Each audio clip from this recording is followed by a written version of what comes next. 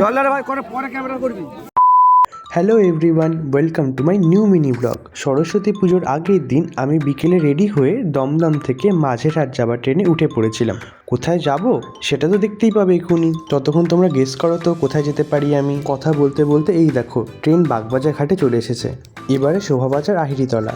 আর এই দেখো বাবা ভূতনাথ মন্দিরও ক্রস করে ফেলেছে ট্রেন। আর এই সব স্টেশন ক্রস করে আমি নেমে পড়ি বড়বাজার স্টেশনে। তারপর ট্রেনও ছেড়ে দেয় আর আমিও সামনের দিকে এগোতে শুরু করি। প্ল্যাটফর্ম থেকে নেমে কিছুটা হেঁটে যেতেই আমি যেটা দেখতে পাই সেটা এখন তোমাদের চোখের সামনে। ঠিকই ধরেছ, এটা হাওড়া ব্রিজ। হাওড়া ব্রিজের নিচেই বসে ফ্লাওয়ার মার্কেট। আমি সেদিন গিয়েছিলাম ফ্লাওয়ার মার্কেটেই। আমি যেহেতু সরস্বতী পুজোর আগের দিন গিয়েছিলাম তাই সেদিন মার্কেটে অনেক বেশি ভিড় ছিল।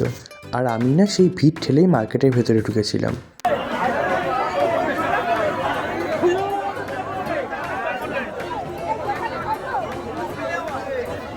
সেই ভিড় ঠেলে আমি সামনের দিকে আরও এগিয়ে যেতে থাকি। চারিদিকে কত ফুল, কত রকমের ফুল, কত রঙের ফুল। দেখো এখানে কত সুন্দর সুন্দর গোলাপও রয়েছে। কিছুদিন পরেই তো আবার ভ্যালেন্টাইন্স উইক শুরু হবে। যাই হোক, সেই সব তো আবার আমার জন্যে নয়। আমি এবারে গুটি গুটি পায়ে মল্লিক ঘাটের দিকে চলে এসেছি। কলকাতা বা তার আশেপাশে থাকে এমন মানুষ যারা মল্লিক ঘাটে এসেছে আর ফটোশ্যুট করেনি এমন খুঁজলেও হয়তো অনেক কম পাওয়া যাবে।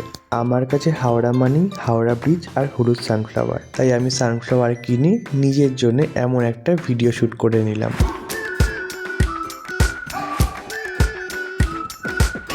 We've been waiting for so long. We've been waiting for this time to begin. We ain't getting any older. I kinda feel a little younger.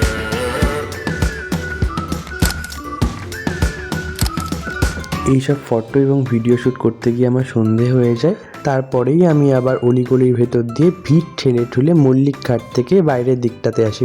বাইরে বেরিয়ে আমি দেখতে পাই চারিদিকে কত সুন্দর সুন্দর মালা ঝোলানো রয়েছে। শুধু ফুল আর মালাই নয়, সেখানে বিভিন্ন ধরনের পাতাও ছিল। এত কিছু দেখার পর আমি এই মালাটা সরস্বতী মায়ের জন্য কিনে বাড়ির পথে রওনা দিই। ফেরার পথেও আমি কত ফুল, মালা আর হ্যাঁ, ভিড়টাও দেখেছি। তবে সত্যি ফুলগুলো দেখলে মনটাই ভরে যায়। তোমাদের যদি আমার ভিডিও ভালো লেগে থাকে তাহলে একটা লাইক আর কমেন্ট করে আমার পাশে থেকো। আগামীকাল আসবে সরস্বতী পুজোর ব্লগ। ততক্ষণের জন্য টাটা।